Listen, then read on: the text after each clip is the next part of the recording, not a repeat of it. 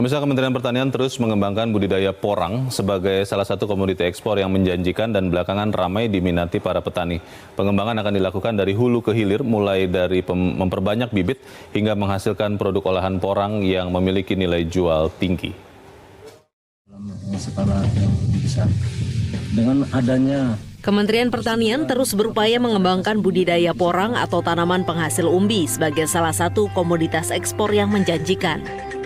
Dalam diskusi strategi pengembangan porang, Menteri Pertanian Syahrul Yassin Limpo mengatakan ekspor porang kini diminati oleh sekitar 16 negara, diantaranya Tiongkok, Myanmar, Vietnam, dan Jepang. Mentan berharap momentum ini dapat dimanfaatkan dengan mempersiapkan budidaya porang dari hulu ke hilir, mulai dari penggunaan teknologi pertanian untuk memperbanyak bibit unggul, hingga ke hilir dengan memperhatikan produk porang yang akan dijual. 16 negara, Bapak, yang udah pesan pada kita, jadi ini ruangnya bagus. Dan ini masuk dalam cara bertindak 5 di dalam rangka mempersiapkan ketahanan pangan dan kehidupan negara di mana pertanian adalah menjadi pilarnya. 16 negara itu antara lain Tiongkok, Thailand, Taiwan, Myanmar, Vietnam, dan Jepang, selain Cina yang. Sementara itu, Kepala Balitbang Kementan Fajri Jufri berharap antusiasme budidaya porang bisa terus dipelihara mengingat banyaknya nilai tambah dari tanaman porang ini. Selain untuk bahan pangan yang sehat, tanaman porang juga dapat diolah menjadi bahan kosmetik.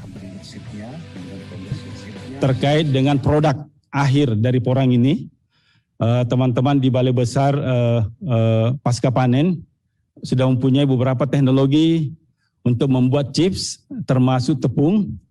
Harapan kita nanti di setiap provinsi dan kabupaten ada sentra-sentra yang dikelola kelompok tani, paling tidak bisa membuat chips dan dryer-nya nih.